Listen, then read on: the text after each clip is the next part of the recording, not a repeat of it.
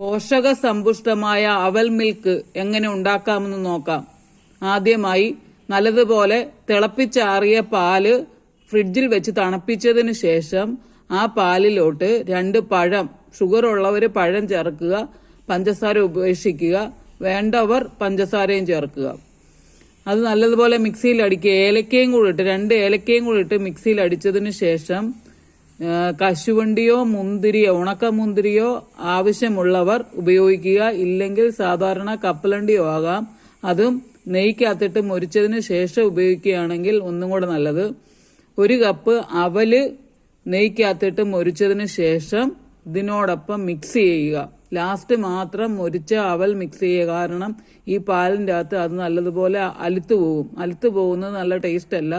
അന്നേരം ഉപയോഗിക്കുന്നതാണ് നല്ലത്. അതും റെഡ് കളറിലെ, അതായത് നല്ലത് ഒരുവിധം ചാര കളറിലെ അവൽ മേടിക്കാൻ കിട്ടും. അതിൻ്റെ അകത്ത് തവിട് കൂടുതലുള്ളതാണ്. അത് നമുക്ക് ഒത്തിരി ഉപകാരപ്രദമാണ്.